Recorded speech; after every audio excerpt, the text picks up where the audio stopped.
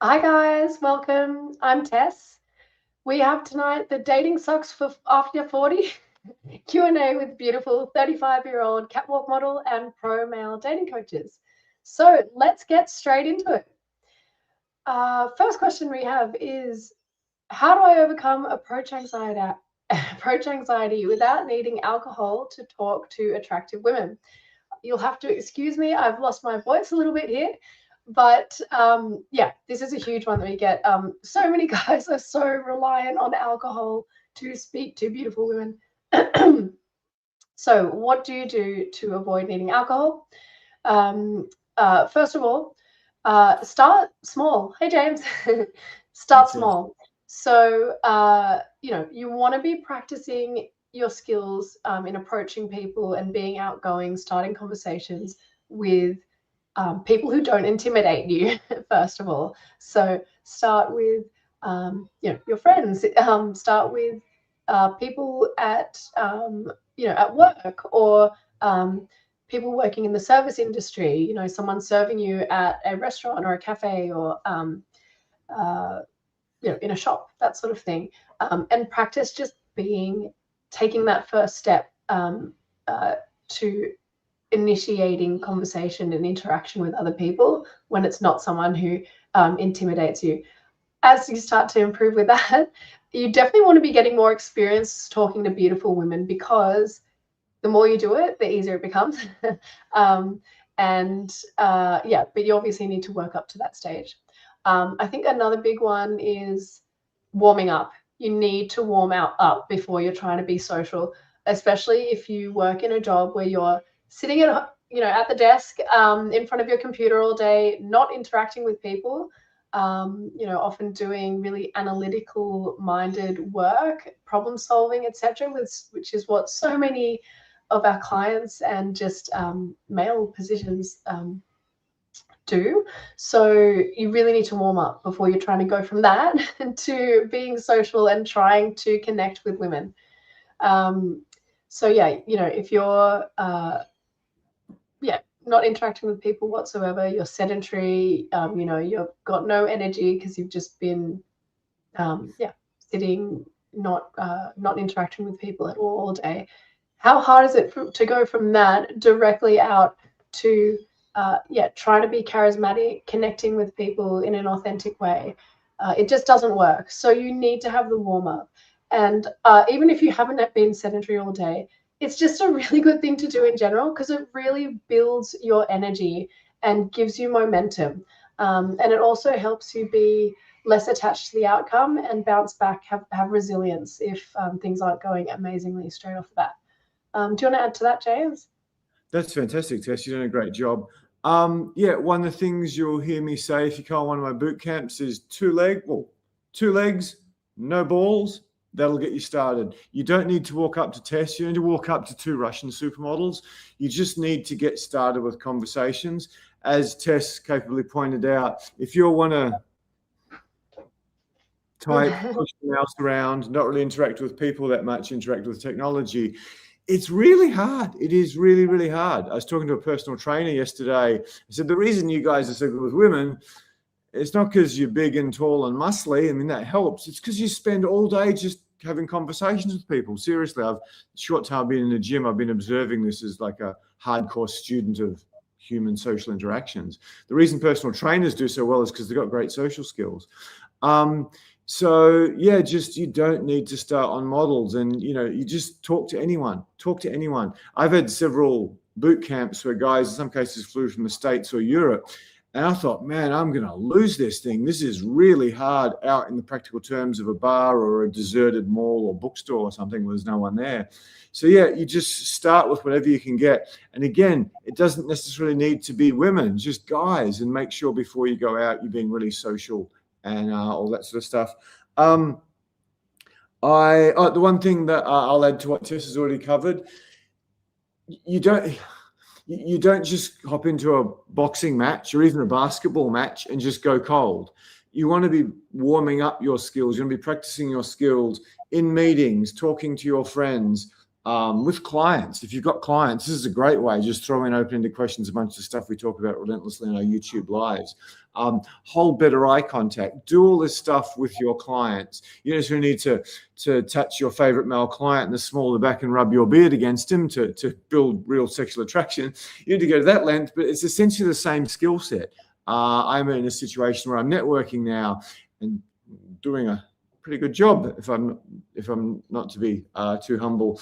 But yeah, the reason I am, it's just everything I'm teaching you. I'm talking to some guy who's worth a lot more money than me, or some super smart young guy I could hire.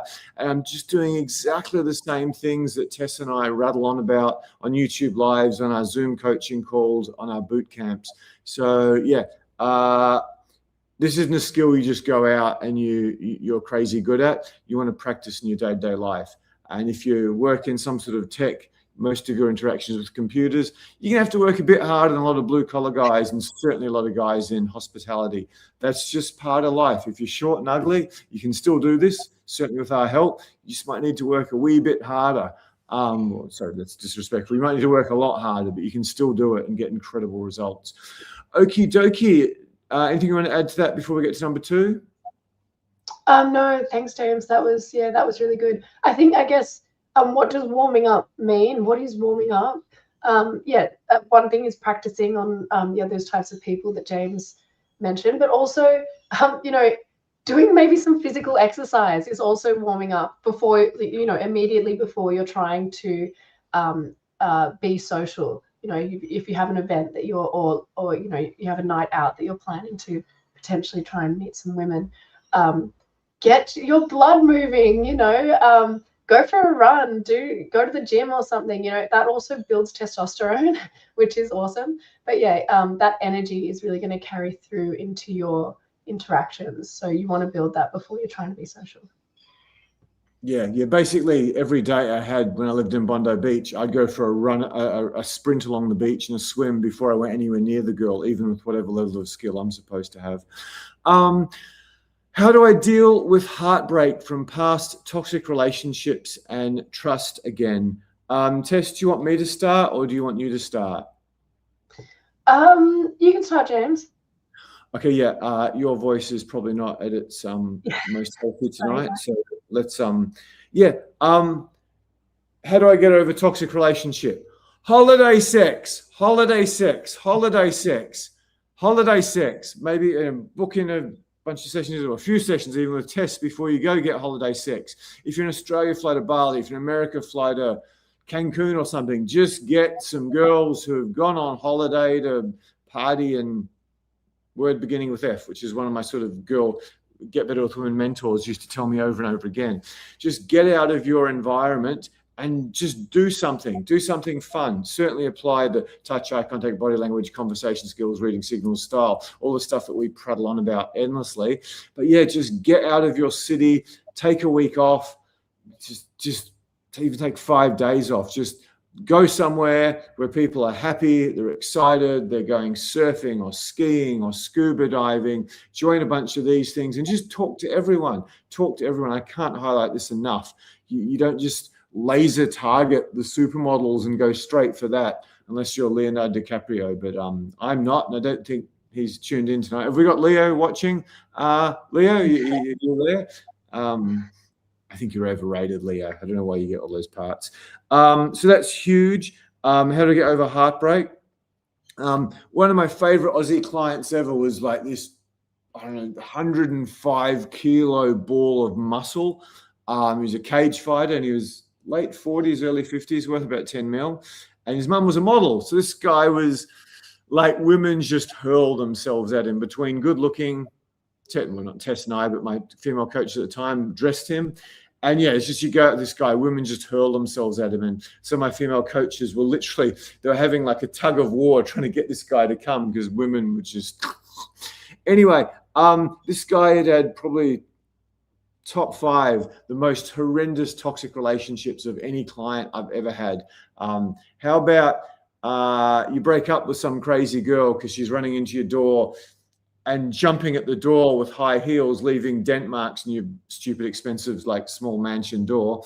And then you break up with her and then she's still got the key and then she knows you're off in Thailand, Muay Thai camp. So she comes around, takes your beloved Staffy Cross pit bull to the vet, and gets the thing put down. So that's, yeah, any of you have had a toxic relationship? If you can top that story, please put that in the comments section. So he did, in this guy's case, he did quite a lot of private training with us, and did some advanced stuff. And at the end of it, he didn't talk about touch, eye contact, the fact we turned him into a sexual animal, or understanding female psychology. He said, James taught me how to hunt me own meat. And he said that was one of the best things that ever happened to him in his life, because prior to that, he was a good-looking young guy. He worked as a bouncer at fancy clubs. He had just, and this is something not many guys can understand, he's just had girls throw themselves at him his whole life. His wealthy private school background. But yeah, this guy had been through vastly more pain with women than any one of you who's just sitting home jerking off to porn wanting to take your own life, because the pain these toxic women implemented on him. So go out and hunt your own meat, mate. That's what I won't say his name here, that's what my good mate said. Finally, the first few are a bit simpler. Have a lot of holiday sex. Just fly to Bali or Cancun or wherever's relative for you. Croatian Island if you're in Europe. Just do that. Watch a bunch of our YouTube lives. Watch your content on the channel, and yeah, just get into it. And yeah, the final thing is to just learn about female psychology, particularly to do with first meeting them, approaching them, dating them. I will use up some of Tess's voice because this is her point number one and what you need to do to get better with beautiful women. And she's kind of a beautiful woman, an expert coach. So I'll let her take the floor on this. Talk about, you've just been heartbroken, possibly by a toxic woman. You're down. You just don't think you can do this woman thing anymore. It's too painful. Talk about what female psychology is going to give them.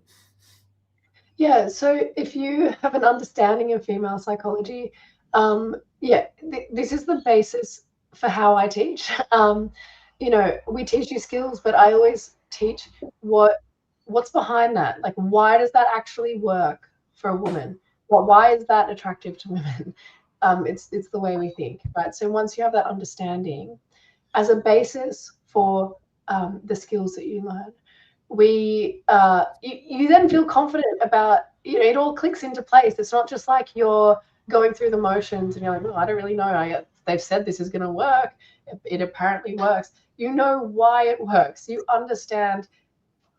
I understand how women think. I understand where she's coming from. I understand why this is going to be attractive to her. So if you have the confidence in that,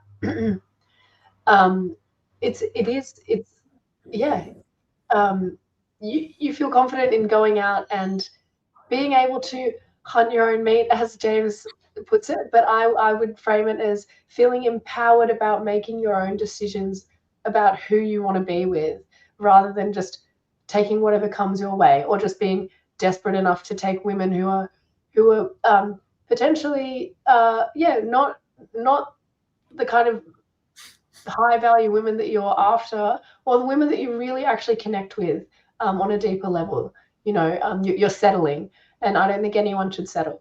It's really important that you're connecting with the right person, not just making compromise. I think also one thing I just want to mention as well is a little bit more like relationship coaching. But yeah, if you think about a toxic relationship, you might not be heartbroken. You might be like, thank God that's over. The best thing to happen in my life that I got rid of her, right? And you're ready to step into that new chapter, which is great. But yeah, I think anytime you have had a toxic relationship, the relationship is about two people. It's not just like I was with a toxic woman. And sometimes, yes, there are some women who are more toxic than others. But I think that it's really important to understand the male role in a relationship as well, and what might have contributed to her actually becoming more toxic, or having toxic issues in your relationship, and trying to reflect on that and not just carry that into your next relationship. That's an excellent point, Tess. Thank you. I get a lot of guys, especially the more wealthy or good-looking guys, who come on my boot camp just bitching about women. They're toxic, they're feral, they're users, they're hypergamous. I can't even say the word, whatever, that they always marry up. just so bitter about women. And then I see them interact, dates and whatever, approach the female coaches, and I see how pathetic, and they're just not men. They might be cage fighters, but they're just not men. They get all angry about women. I'm like, dude, she was just, you were just the best she got, and you were a wuss. And she got to a certain age, you thought she'd get no one else, and she stuck with you, and you're just not a man in the relationship. Again, look at my 75 kilos of stick and bones and nose. Being a man in a relationship is not necessarily about being an alpha male in the male sense. It's about understanding women and how to deal with them, which the average Australian guy, the average American guy, the average European guy is just clueless about. Yeah. I mean, you go, Tess. Yeah, no, I think it's I understand, like, some guys find it really frustrating that they're like, why do I have to make changes for women to be attracted to me? It's completely unfair. That why can't women just be attracted for who I am authentically? But I think learning new skills and developing a deeper understanding for female psychology, and in order to better your relationships with women, it's just learning. It's still your authentic self, but you're just learning new skills. And with anything in life, if you're trying to achieve something and it's not working because you've got a missing puzzle piece, why would you feel negatively about attaining those skills or putting those puzzle pieces in place to get that final goal? And I think that, yeah, a healthy relationship and falling in love, being with women, is beautiful. It's amazing. You do have to, everyone has to do work to get the things that they want in life. It's really important. Yeah, great point. Guys put all this time and effort in their career and think the woman thing's just going to fall on their dick. And when it does, she goes toxic. It's almost guaranteed. Okie dokie. I'm a successful guy relative to most people, but I've never had much luck with women, even though I'm 6 foot tall. What's he say? In great shape, and I'm told I'm over average looking. Why is this? Okay, before we go on, I've just pulled up some of the better questions we had from previous things, and a couple from AI. And yeah, I think these are really, really valuable to help you. But we're here for your questions. We're here for your questions. We're here for your questions. That's where the insane value from coming to these comes, helping us break through your sticking points. So yeah, I mean, once I start with the YouTube shorts and YouTube longs and a few other things, this opportunity might not arise too often. So, has he put it on screen? Oh, what a fool am I. I'm a successful guy. Most of people, I've never had much luck with women, even though I'm 6 feet tall, in great shape, and told above average looking. Why is this? Yeah, because you haven't done the work. You haven't taken the time. The reason you're a successful guy is because maybe you went to school or university, or you did this or that or this or that, and you earned it. But you just thought because of the BMW and the fancy career title and the place in a nice suburb, and the biceps you work so hard for, and all this protein, that the woman thing had just come like every other dopey Western guy. But it didn't. So what you need to accept if you want to be good with women is you just need to carve out some time. I think 3 months, where it's like the second or third most important thing in your life, I think you can radically change your life with women massively. Just like a guy who's, very scared of ever getting in a fight and whatever. He's been bullied a lot. Just, 3 months just doing cage fighting, completely beat the living crap out of anyone who hasn't done that if you go to a good coach. A business coach who I quite admire and follow, I mean, he says it better. He goes, you put 50 hours, it might be 40 hours, you put 40 or 50 hours into any skill, you've beaten 95% of people. I think he said 98% of people straight away like that. You don't need to be Michael Jordan. You don't need to be Elon Musk. You just got to beat most of the others. And I think so many guys underestimate this. They're Stephen Covey, the management dude, he says, they're frantically climbing up the wrong ladder, doing a very efficient job of climbing up the wrong ladder, in the context that, what you really want is, bit of sex with beautiful girls, maybe have a bit of fun, and then meet someone really special for you where you've got so much in common. It's genuine love. She's, minimal, difficult, toxic, and yeah, potentially leading to a family or something that can change your life. And the guy who sits before you, probably the single biggest driver. Books has been pretty important. A couple of sort of male friends I've had. But yeah, I mean, if you look at the 6 top women of my life, everything I am now is really thanks to them. But yeah, it took a bit of work and heartache and pain to get that, but it was so worth it. So that's what I'd say. You got to carve out time and actually make this a priority. You have to look at your existing skill set. We do coach quite a few successful guys. For the guys who are sort of tech, software engineering focused, it can be a bit harder. But for guys who are in some sort of management role, especially sales role, you've got so many of the skills you need to do really well with women already. But the thing is, I'll just use me as a quick example. I was, pretty successful in finance. Was I successful in finance? I was selling the management of assets. I was selling the management of assets. I did that through public speaking. So the fact that I'd done a lot of sales and quite a bit of public speaking and managed some staff, I was 60% a stud, maybe 70, because I had so much of the skills. But I wasn't touching. I had less idea about female psychology than possibly any man you've ever met in your life. I was woefully sexually insecure, something we help guys with a lot. And because I had this gigantic hole in the bucket or hole in the funnel or, broken link in the chain, whatever silly metaphor I want to use, I was woeful with women. I was petrified, like approaching a woman was like my legs were stuck in cement blocks. I just physically could not do that. So yeah, you want to look at your existing skill set, and it might not be as tough a climb as you think. And finally, I don't know if you earn over 80 or 100 grand a year. If you earn over 250, you have to do this. You've got to look for high yield solutions. That's what pretty much every medical specialist. It must be a doctor word. High yield solutions. That's what. Whenever they do a testimonial for me, it says, James gave me a high yield solution to my dating life. An extreme one of that was a urology surgeon who was like 5'8", and this typical Asian guy. I was walking along Bondi Beach, and I'm just like, what the freaking hell is that?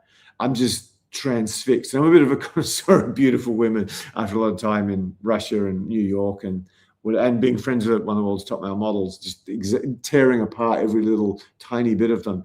I'm just looking at this girl like, what? I haven't seen a girl like this in a long, long time. No disrespect to any female coach I've ever had. A lot of beautiful girls. They were quite a way short of this. It turned out she's a freaking specialist doctor as well as being like staggeringly beautiful. So high yield solutions to your problems. So Tess, for successful guys, anything you want to add to what I've said? Yeah, for you guys, what you were saying about it's so easy to be better than 90% of guys. That actually really reminds me of something a client of ours, Luke, said to me. He said, Tess, make sure next time you go on Sunday, I want you to tell everyone that it's like it's not that hard. And if you're here, Luke, I'd like to actually use your own words. If you are here today, please comment on on what it takes to be better than 90% of guys, which is not much. He's only done a handful of coaching sessions with me, a few, and he's been really proactive about practicing his skills, and has a really positive attitude towards the whole process, and has gone out and been having heaps of fun practicing. And he said it's just opened up this whole new world to him, and he's realized through also listening to other conversations that he hears men having with women, how many mistakes they're making, and how how obvious it is that he can also read what he can pick up, that the woman is, what she's enjoying and what she's not enjoying. So Yeah, it really doesn't take that much. I've only worked with him, as I said, I think fewer than 5 times. I think I've had like 4 sessions with him. So yeah, it's really not that hard, guys, especially the guys who have a lot of that foundational skill already through potential what you've done for work in the past or what other skills you have. That's great, Tess. While I'm talking, can you just make this so it doesn't disappear on us? I can't. I'll do it here quickly. That's really annoying. Where I am now, I made friends with this really like stupidly smart young guy, probably, I don't know, 150 IQ. He's an AI builder guy. And there's a pretty attractive girl here, she's a little bit older than him too. And fantastic dude. She's really sweet. And I walk down and I see them sitting together, and she's just sitting working on a computer like this, sort of, yeah. And he's got a bottle of sake or something. And he's like, his breath stinks. He can barely talk. You can't understand half the words he's saying because he's drunk. And he's just sort of leaning over, and then he's standing up, and he's just holding out his hand going, come up to my room, come up to my room, come up to my room. And I'm just like, what? They're going to kick you out of this thing straight away. If she says one word, drinking, I'm working in the sort of work area, trying to get me to come up to his room, which is essentially de facto sex. You might say, oh, I'd never do anything that silly. A lot of guys do, especially when there's a bit of alcohol involved. But he can't do this without alcohol. So yeah, I sit and listen to guys. I sit and see what they do. It's so easy. It's so easy. Second, I was walking in, and there was a girl I hadn't seen at this conference before who was like, I'm being careful what I say in case some of them watch it, because I've been sort of, they know what I do. But yeah, it's just, I started talking to her and we got into something really, really that we both were very interested in. And he just sort of backs away as if I was about to punch him or something. This guy beat the crap out of me if he had half an idea about fighting. He's half my age and like 90 kilos of muscle, good looking guy. But yeah, just as soon as another guy came in, he just backed off and gave me space as if he'd been blown out. Just the average, and this guy's got good conversation skills. I've talked to him before. The average guy is just so terrible. You really can't understand that. If you take away one thing from tonight, you are competing against nothing, and you were competing against nothing 8 years ago. But with what's happened with the post Harvey Weinstein era, most of the guys have checked out. They've got no skill, and they don't even want it. They just porn seeking arrangement for the successful ones. Okay, let's get on to the next one. Tell me if I've cut you off and not let you have a crack. Is it realistic to find my dream girlfriend after 50, or should I lower my standards? Well, I'm going to do that, particularly if I get to some of the Soviet countries when they stop bloody killing each other.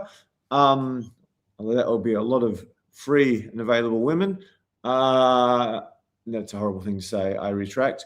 But yeah, we say this over and over and over again. If you're a well-presented older guy and you're confident, and you don't just flaunt your life experience blatantly, try to attract her, let alone your money, young, intelligent women want older men. Young, intelligent women want older men. It's a repeated thing I get all the time. And it's just something so many of my clients experience. It really doesn't matter. You think Brad Pitt, George Clooney, let alone Sean Connery in his late 70s, they were crazy attractive to women. Maybe not George Clooney so much. He's a bit of a wuss. Leonardo DiCaprio. It's just, and you say, oh, they're famous, but yeah, but they date famous women. Yeah, it is realistic. You just got to learn a skill set. And I mean, the other thing, I shouldn't say this in terms of marketing or trying to sell you. You're going to get a few that don't work out that well, who aren't really that keen for an older guy to talk to them. So it's just part of evolution. Young, desirable women with half a brain who also want an easy leg up in life and all this wisdom and access. And they don't want to date some immature jerk who's getting drunk the whole time. They want older guys. They always have, they always will, across most cultures. And the fact that this has been sort of pushed back against by society is, I think they're trying to control us again. Simply because if you're some uber desirable 35-year-old guy and you hook up with a 32-year-old woman who's beautiful and uber attractive, it's just the physics just don't work, because you're about to head into your complete prime and she's about to sort of go wee in terms of how society values you as a sexual object, as a mate. So yeah, please just forget about this age thing. If you're going to chase what we call bogans or maybe rednecks in the States, yeah, this might be quite an issue. But if you're a bit more educated, you've done a bit with your life, it's like the women want you. The women want you. You just need a mindset change and some skills. Tess, anything you want to add to that? Again, we're here to serve you guys. So flickers your questions.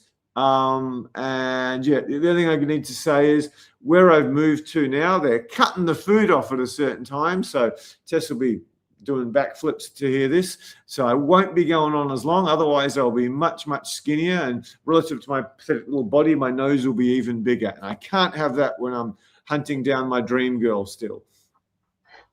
Yeah, so we have had a couple of questions come through. But yeah, guys, we're here to help you. This is a Q&A about anything and everything that's holding you back with women. Whatever it is, put it in the chat for us and we will give you as much help as we can. So we're here to serve you. Please use this time to your advantage. Yeah, so is it realistic to find my dream girlfriend after 50, or should I lower my standards? I don't think anyone should ever lower their standards.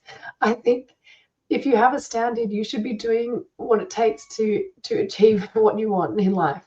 So yeah, if you're over 50 and and you're interested in women who are a bit younger, you just have to find out how to be appealing to those women. A lot of women, what is appealing to them doesn't really have anything to do with age as a number. It's more about the qualities and the connection with the man. So yeah, as we've said in the past, some of the really attractive qualities in men who are in their 50s is that they are, they have purpose, they have direction, they know who they are, they're not lost, and they know how to treat women because they've potentially had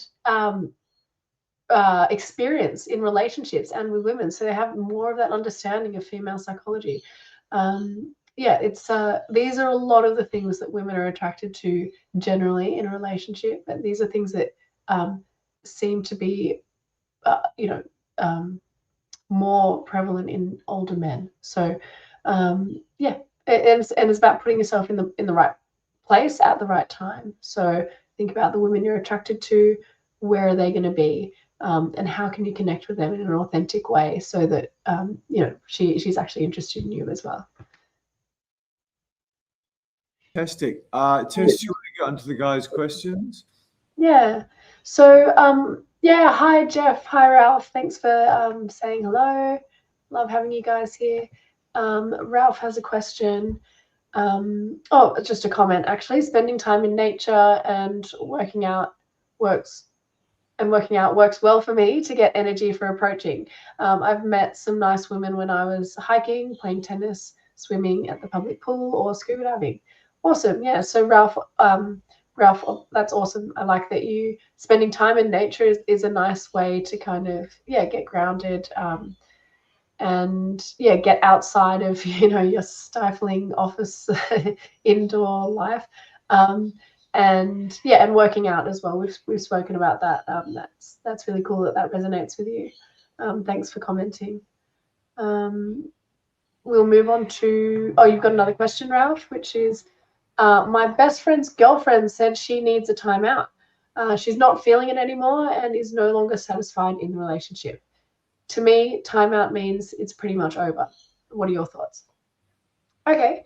I have some thoughts. James, do you want to get started, or I'm happy to? I'll go for sure, but I'm very conscious of your voice.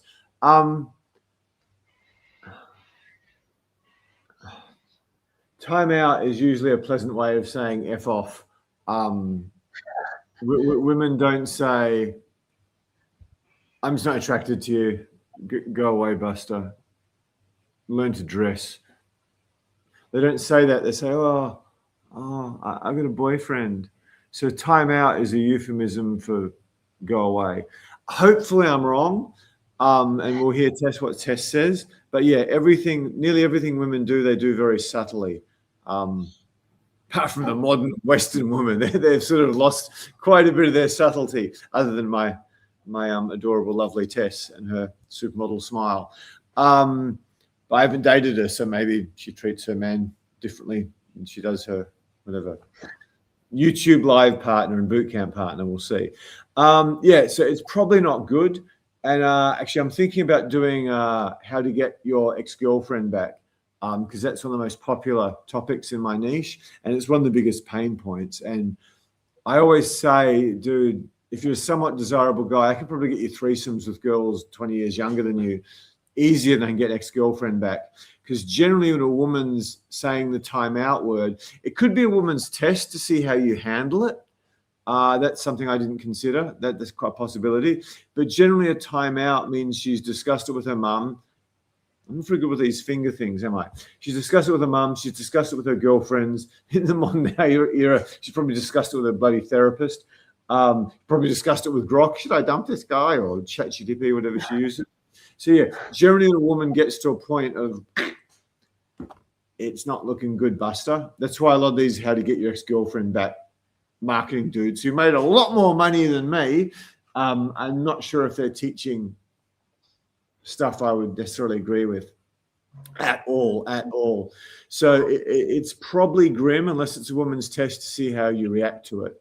I've had girls who probably just broke up with me just to see how I'd react. And it was just a fake breakup. In two cases, I said, "You're not serious. You're just kidding me, aren't you?" I just looked them straight in the eye. And yeah, they sort of, "No, you're an asshole. You treat me badly. You sleep with other girls." But yeah, so there is the breakup, which is a woman's test, just to see how you handle it. Now, if you've got quite a bit of money, that's a common thing. She'll constantly threat to leave. That's a test my very unsweet, loving mother used to do on my dad all the time. She's going to kick me out the house if he didn't give her what she wanted. So, which she was never going to do. So that would not have been pleasant for her and her friends. But my dad was, an engineer, but dumb as a house brick covered in rotting dog shit as far as women and social skills go. So yeah, it's not good. Tess, do you want to push back against anything I've said you don't agree with? And then we might give him a bit of a how to help his friend. Yeah, no, so it's there's no like black or white answer to this question. It is quite situational. But yeah, what James has mentioned is valid. Sometimes women do test, especially, yeah, maybe if you're really wealthy, but also like some women who are really, really beautiful and kind of need validation, or that's how they've sort of attached value to themselves, their beauty, or validation by kind of being sought after by men. Sometimes they can be the ones to also test by saying, "Oh, I'm going to break up with you," because they're so used to guys being like, "No, don't break up with me, don't break up, I'll do anything," or she breaks up with them and then they're just constantly trying to get back with her. So that gives her power, that gives her control. So that's how she tries to keep her control in that relationship. So that could be a situation here where she's saying, "I need a timeout," but really she's like, "I'm just trying to regain back some power in this relationship," because she's expecting that the guy's going to be like, "Oh, I'll do anything for you. I'll come back. I'll do what you need me to do." Okay, that's one type of woman. Not every woman's like that.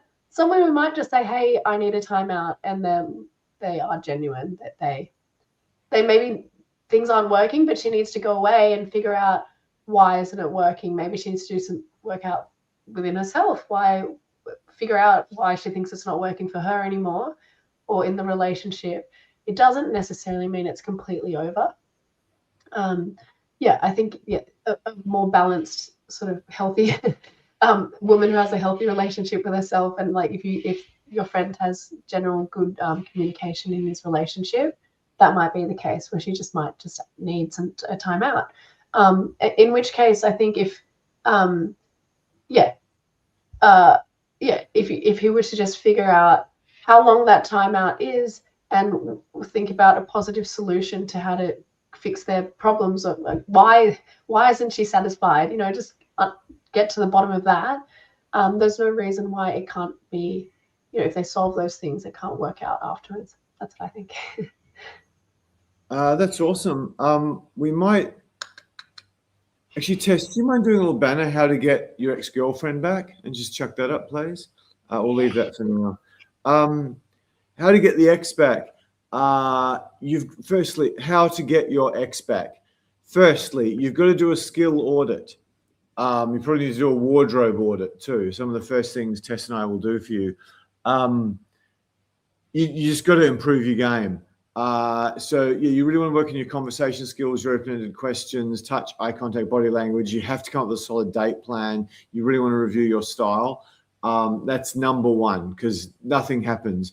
Some of these things is what has tripped her up.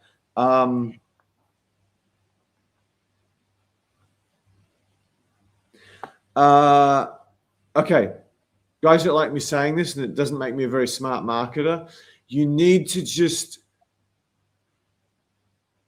2 weeks, a month, where you forget about her. You have to forget about her, and you have to go after other women. You have to go after other women.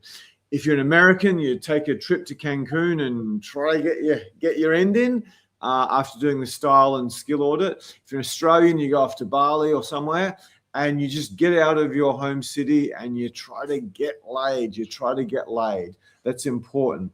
And then, that's a really manipulative one, but I'm going to share it with you anyway. You really need to understand female psychology a bit more. If you book a session with Tess, you can do like a real breakdown on exactly where you went wrong. I would bet you there's a very high chance you don't know where you really went wrong, and she's too shy to tell you because she doesn't want to upset you, and she just wants to get the F away from you without any more dramas. But at the same time, you know, you've invested all this time and effort together. She doesn't want to hurt you.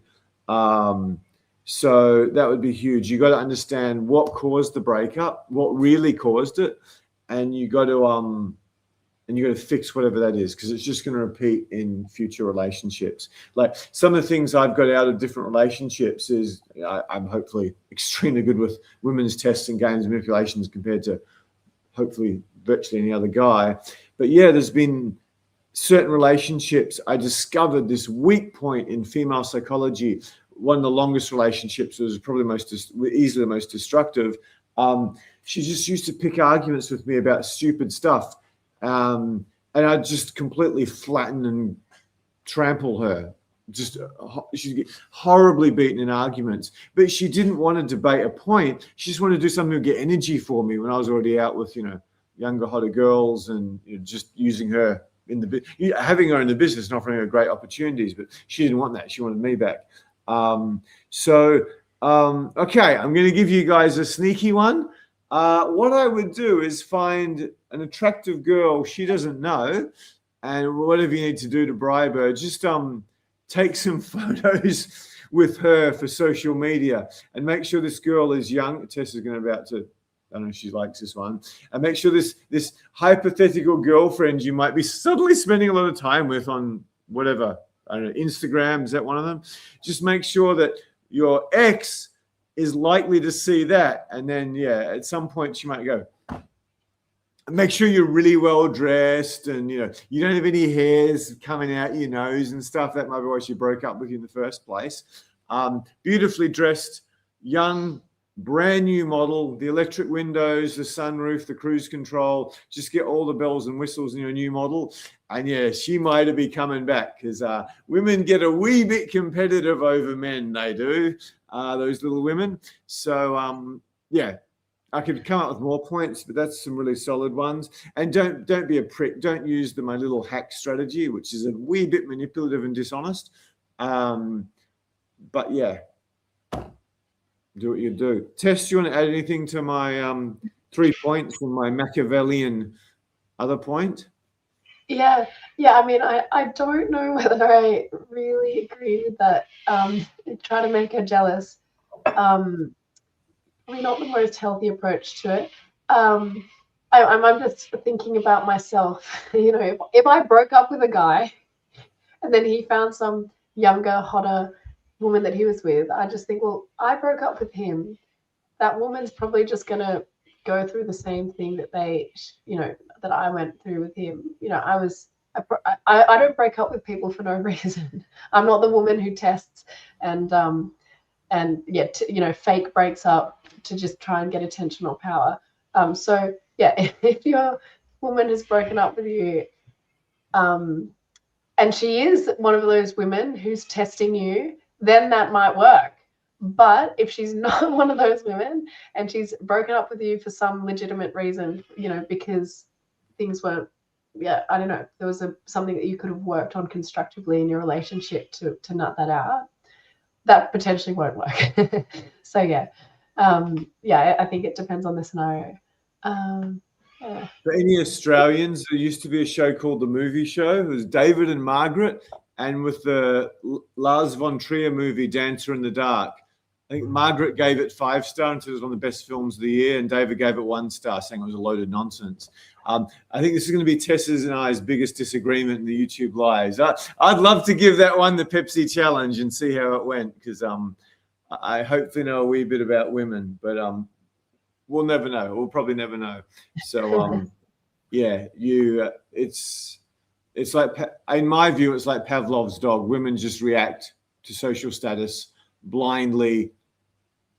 It's humans are like that. But the social status of having a more attractive woman, I think that just drives the competitive hunger of so many women.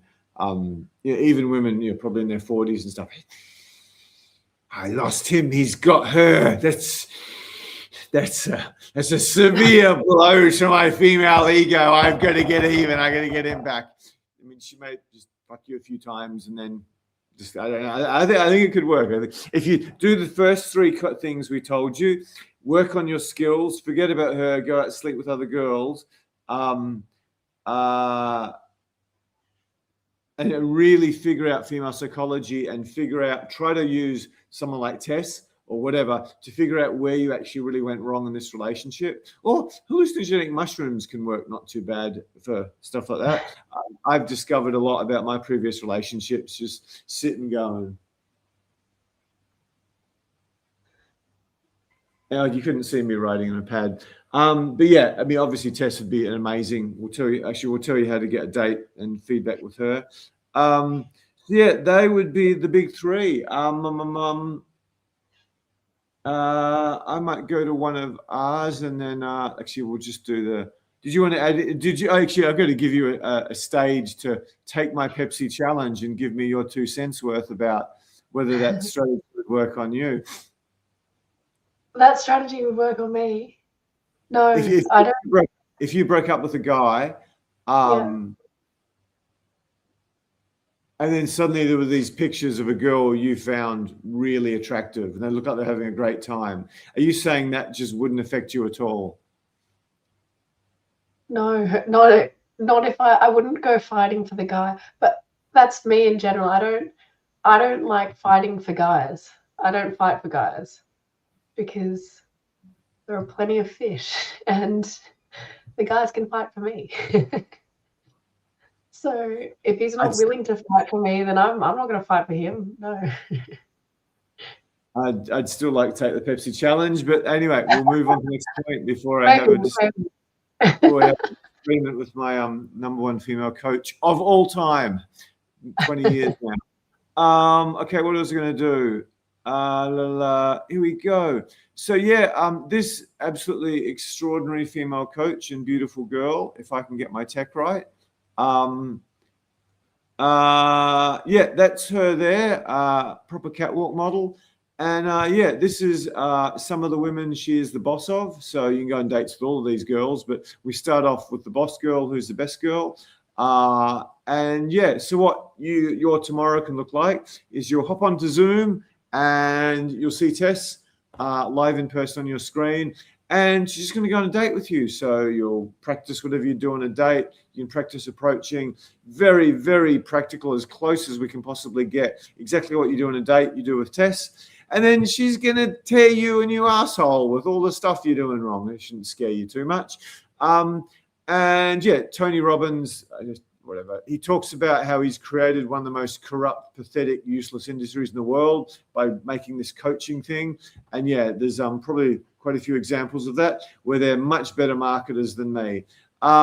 So what you actually would get is you'd get what we call, it's a $29 private coaching call. I've got to fix my slides up. And yeah, the goal is to identify and eliminate the key mistakes that have held you back your whole life. And Tess will get 8 or 9 out of 10 of them easily, certainly in the first 3 or 4 stages of girls. You'll easily beat 95, maybe 98% of guys at approaching girls, dating girls. Relative to where you were or whether all your friends are, you become a master of conversation, never ran out of things to say. Never around things, it's slight exaggeration, rarely around things to say with the strategies we give you. And probably most importantly of all, you leave with a custom written dating plan prepared by my head coach, Tess. And it's going to give you a list of the stuff that you're doing wrong and the stuff you need to work in, some positives about you, and most importantly, that top 3 action list. And yeah, you'll walk away knowing how to get hot dates with beautiful, high-quality women every week. And if you're skeptical, as we just said before, you put a few hours into this stuff, you just fly past everyone else, particularly given what's happened to gender relations and how pathetic men have gone, how even more pathetic men have become with women in the last 10 years. So yeah, that's what your tomorrow would look like. If you go on our website, this usually costs you $14.95. Tomorrow you can have it for just $29. $29. Going, gone. Tess, do you have the link? Yeah, I'll just chuck that in the chat for you guys. I'll pin it at the top as well. 1 second. And for you Americans, Canadians, British, Dutch, Mongolians, Tibetans who want to book a date with Tess, there should be a link in the chat if you're not watching live. Any Martians, if Elon Musk colonized Mars, we haven't created our first Martian stud. I really look forward to doing that. Okie dokie. How do I balance a busy career and finding an amazing woman? This shit is hard. Tess, can you get rid of my mistakes and get you up on the left and me up on the right? How do I balance a busy career with dating and finding an amazing woman? This is hard. Not quite as hard as getting your ex-girlfriend back, but it is hard, especially if you're in a sort of move the mouse around the screen type of way, go to meetings type industry. Business. You just got to carve out some time. And I think you've got to look at life. Tony Robbins, I've already referenced, he's got this thing called the deathbed test. If you make an extra 100 grand this year or get a promotion or work harder in your business and increase your taxable income a little bit and just pay more tax, you can do that. There's no problem in doing that. But if you're much over the age of 30, let alone 35 or 40, you've got to start thinking, particularly if you want kids, which is a mistake, unfortunately, I've made, letting too many good girls go. So I wanted to do other stuff. I wanted to change the world with my dating coach. I wanted to travel every bloody country in the world. I've let 6 of the greatest women I could ever hope to even go on a date with me, I've let them go because I had other stuff to do with my life.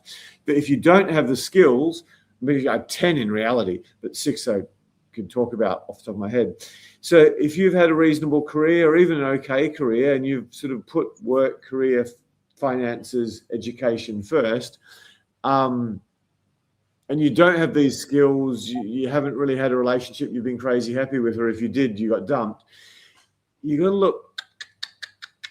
Women have their biological clock. It's much more pronounced than us, but we've got a bit of a clock too. I mean, the chances of your sperm is depreciating in quality over time. The gap with the modern woman and the skill required to actually get the modern woman who's much younger than you goes. It's just like, I don't want to be going out to lunches with my male friends and surviving on YouTube or porn or anything. I think that'd be a miserable life. Because if you've had great women in your life, there's really nothing like it in terms of personal growth, in terms of feeling something. just in terms of waking up every morning with a girl you really care about, or sharing your life with someone. It's one of those beautiful things a human or pretty much any animal can have, I think. As long as you get the right one. If you get the wrong one, watch porn, use some sugar daddy site, or learn to suck a dick. Because, yeah, if you get the wrong one, it's the worst thing that can ever happen to you. So, yeah, just carve out time. Keep your standards within check. Practice. And really try to manage your time efficiently so that you can do this. Tess, I mean, you're probably more of an expert than me because you're having so much contact with guys on Zoom. How are some of these guys balancing some pretty stressful careers and successful businesses with implementing your coaching? You might talk a bit about the homework we give them as well. Yeah, definitely. Talk a bit about some of the homework tasks you set them in between calls. That would be a really valuable use of your precious voice tonight. Yeah, sure. So yeah, first of all, I really, the step number one is you have to make it a priority in your life to like get the coaching, or get the skills that you need to achieve what you want in your dating and relationship life. And how do you balance that? Yeah, some of the obviously working in the sessions, but then trying to build these skills outside of just working with me or doing whatever you're doing to improve your success with women. We've mentioned this in the past, but practicing the skills with people who don't intimidate you. So that means saying hello to people whenever you have the opportunity, taking that step to just being outgoing, making that first initiating that first contact in that interaction. So yeah, it might be with anyone, people you work with, people who, your neighbors, people who are serving you in the cafe or in the shop or in the supermarket, wherever it is. And making eye contact with people, that is so important. So many people are scared to do that or don't know how to do it. If you make eye contact with someone and give a really warm, friendly smile, you're sending a lot of positive energy their way, and they're most likely going to reciprocate that. So don't be afraid to engage with people. You need to be able to take that step. That's a big bit of homework that's ongoing throughout. But other homework that I give are more written exercises around coming up with good open-ended questions that are relevant to different settings or different topics. I give them different scenarios and ask them to practice questions which are more feelings and emotions based, or it really depends on what is relevant to that person that's come out of that session. So the homework is individually tailored. But yeah, those are just some of the examples that I've given you. That's great stuff. By the way, I didn't drop out because my internet's bad. I've got like superpower internet. I dropped out because I'm a fool. I swiped my little mouse here and suddenly it just disappeared. So there must have been some hotkey that I enacted without even meaning to. So yeah. So anyway, let's say. So yeah, Tess has touched on a lot of good stuff. Just talk to everyone. One thing I do if I go from, I want to get a bit more promiscuous, I want to meet someone, is I'll just sort of say hi to everyone in any situation possible, like a traffic light, an elevator, they're standing beside me at the chemist, how you going, that sort of thing. It can be a bit weird in a big city, but if you do it with enough positive energy, people are just like, oh, he's that sort of super friendly guy. I might have mentioned my last boot camp. I can't remember if I mentioned this story. But we hadn't done one for a little while, and I went into a bar that we usually use for the Friday night, and it was horrendous. It was empty. There was very few women. I walked into a large. I don't know how many people would that bar take, Tess? Must be 800 or 1,000 or something. It'd be a lot. Way over 500. You could fit in that bar, and I don't know. There's like 40 or something, and there was only one group of girls you could approach in the entire place. So I walk in with whatever it was, 13, 14 students. It might have even just been 8 and Tess had some others, whatever. I walk in and, these guys have flown from America and South Africa and I got to do a good job. And I'm like, this is terrifying, man. And the first group I approached was these Asian women who didn't speak great English, who were like 20 years old, who were like those Louis Vuitton, horrible, this stupid lips and tight skin and designer label clothing. It's absolutely not my cup of tea at all. But I managed to talk to one for about 10 or 15 minutes, and that sort of got me going enough to start doing my crazy, hey, how you doing? I'm James, blah, blah, blah, blah. Come meet my great friends, to actually get the guys started in a horror environment. Why I told you this story, if I hadn't been walking on the street like a crazy man going, how you doing? How you doing? Welcome to Sydney. Happy New Year. This is the crazy stuff guys who get good with women do. And the tiny handful of coaches I have a modicum of respect for, they do this shit too. You got to warm up. So just talk to everyone. If you're going to a yoga class, or if you're going to the gym, or you're going to a situation where you meet women, just say hi to as many people as you can. How's your day going? Some people will go, well, what are you doing? I'm not talking to you. I'm too busy. I'm too much of a New Yorker, an LA or a Sydney person to talk to strangers. But yeah, most people, if you have the right energy, it's like, oh, hey, I'm good too. But you'll get some people who talk to you. Talk to old, lonely pensioner people. You get a great conversation with them. Tourists, it's great.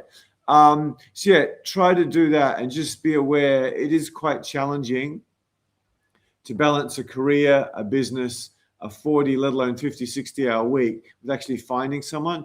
You don't want to wait decades and decades and decades to do this till you leave it too late. So carve some time out and try to be social with everyone.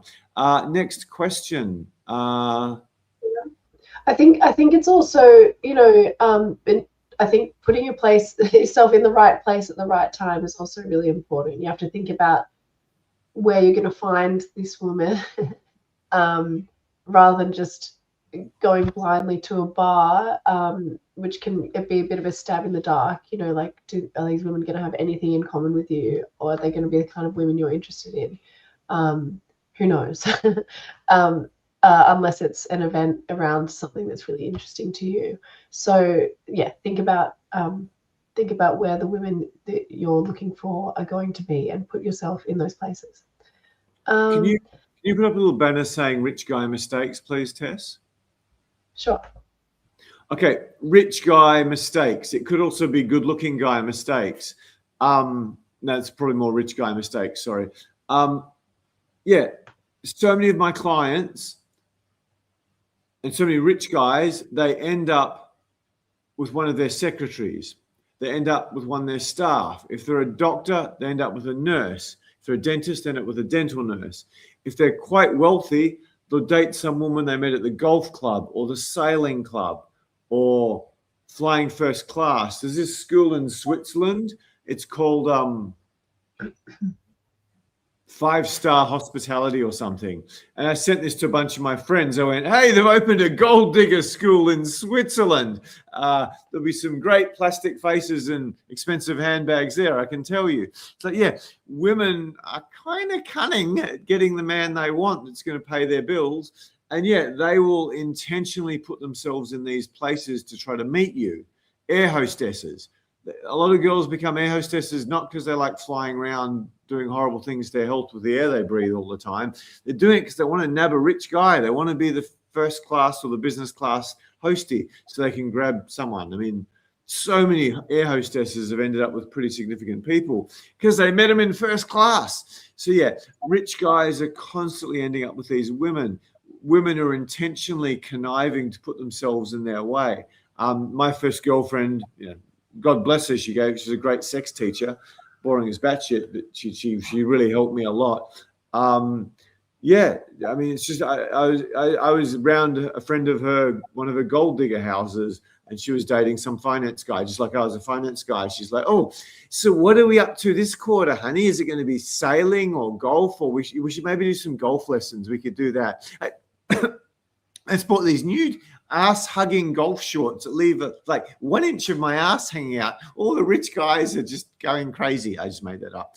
But yeah, rich guy mistakes. You got to go hunt your own meat. You don't wait for the girls who come to you, because she's probably going to go toxic. It's just as simple as that. She's probably going to go toxic. The best way to get a great girl is just to use your stuff that Tess teaches you to take over a social situation, or to just walk up and go, hey, how you doing? I'm James. Who are you? And just find out what her hobbies and interests are and build from there, like we teach you on the YouTube lives. So yeah, don't make these rich guy mistakes. Tess, can you rig out the next question? No, I'll do it. Sorry. Yeah, sorry. You did skip a couple there, James, but we can go back to that one. Oh no, skip a couple where? I'll go back because we'll just do them in order. So good evening, afternoon, morning. Please, could you suggest a general structure to follow when interacting with women? Excellent question. Do you want me to start for your voice, or what would you like, Tess? Go ahead, James. I guess like a general structure. Yeah, go ahead, James. You go ahead. I can add to whatever you say. It's basically, if we assume it's a cold approach, or if you've been introduced to her or whatever, it's just pretty similar. We'll just quickly role play. Hey, how you doing? I'm James. What's your name? Hi, I'm Tess. Hey, Tess. Good to meet you. So, Tess, tell me, what's Friday? What's the best thing you got planned for this weekend? This weekend, I'm actually going to a festival. A festival? I've been to a couple of festivals. Tell me what attracts you to this festival. Well, actually, I'm friends with the organizer, and it's a women's only festival, so it's pretty special. And yeah, it's this will be my 5th year in a row going to the festival, so it's something I really look forward to. Cool. She's a friend of yours. What makes her festival so special to you? As I said, it's only women, so there aren't very many events like this. It's a really great way to like connect with like-minded women and build community, sisterhood. Yeah, it's awesome. And yeah, it's in a beautiful setting outdoors. I really like camping.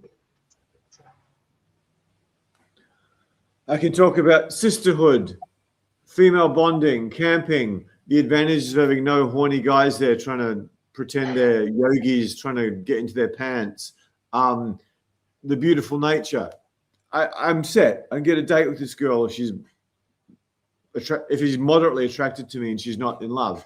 Easy, easy, easy. You want to learn how to do that effortlessly, like me and all my students? Book a date with this beautiful ex-model with 2 degrees. And yeah, as soon as she gets back from her girly festival, before she gets back from her girly festival, she can change your life. So yeah, okay. Hope that was valuable. Could you ask follow-on questions, please? Magic Fun. Yeah. So Magic Fun. Yeah, I hope. Yeah. So what you should have got out of that, in terms of giving you a structure from that interaction, it was introduction. Obviously, try to make a strong first impression with that. That's a little bit more advanced, but just to keep it basic, introduction, good open-ended question that's going to elicit some information about something of interest to the woman, and then just listen, pick up on all the bits of bonus information, and keep asking engaging open-ended questions so you get more and more information. That's how you start the conversation and interaction with a woman to begin with. That's a very basic structure. That's an excellent summary. For guys watching this in a replay, you might just want to replay our demonstration and what Tess said.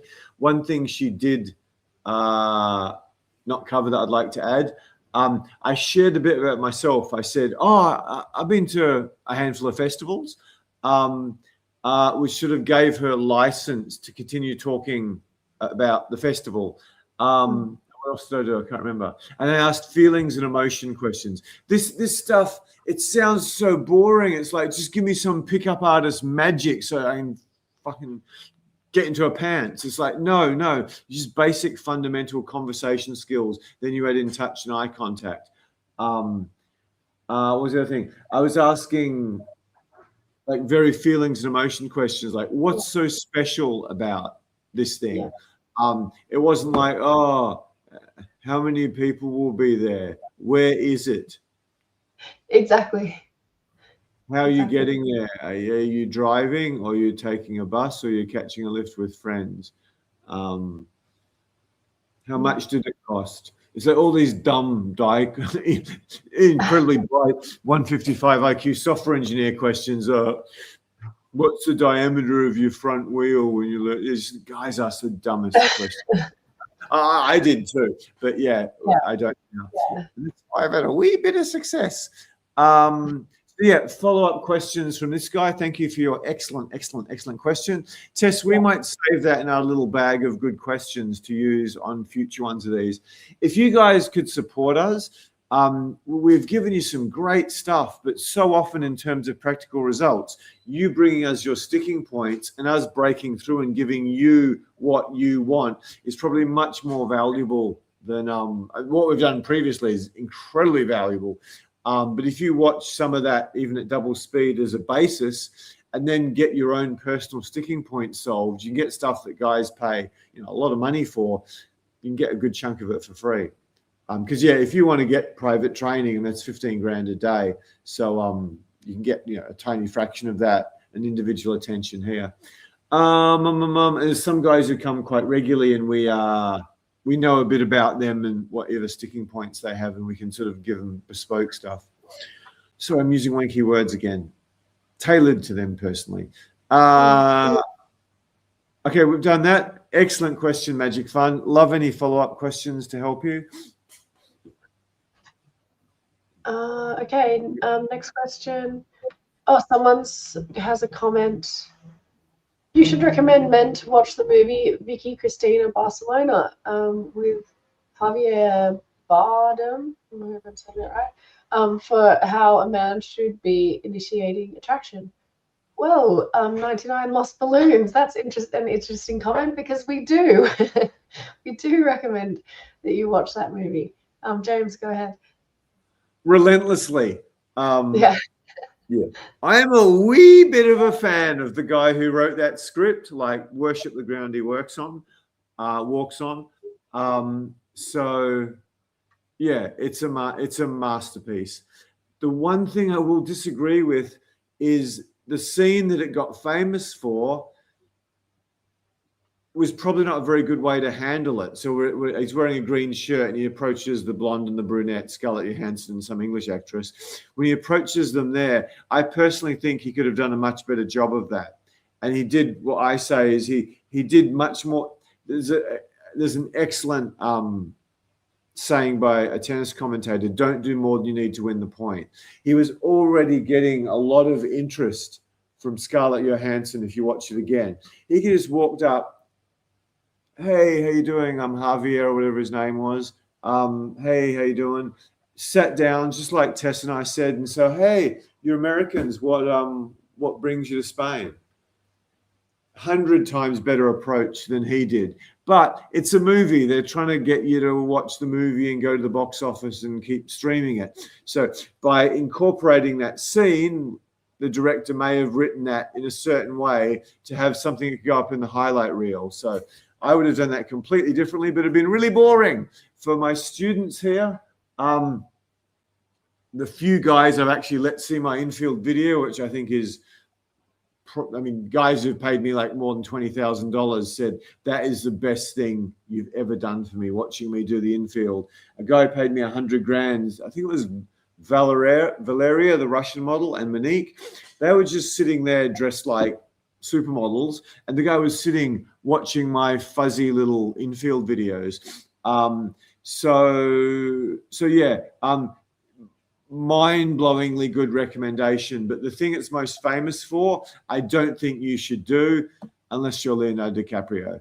I just think that's too aggressive. The girls were interested in him. He could have come across as an arsehole or an arrogant prick when he could have just said, hey, so what brings you guys to Spain? And got much better results without all the pushback from the brunette. Thank you, 99 Loft Balloons. Mate, you're an old prick like me, aren't you, if you remember that song? That was #1 around the world somewhere in the 80s with some German girl with a nice ass walking around in the video clip. Then I heard the Deutsche version of it, and it wasn't as good. The English version of it wasn't as good as the Deutsche version. That was #1 for quite some time. I can't remember her name. They're one of the great one-hit wonders. So yeah, there's some music trivia for you in this YouTube live. Everyone should watch that movie. To tell you the truth, the genius of that movie, the sheer genius of that movie, most of you guys won't pick up. Virtually none of you will pick up because you don't understand female psychology to a high enough a level to do it. Okie dokie, my poor star, beautiful companion needs some help. So I'm going to have to figure out where the comments are. Here we are. Is it right? Okay.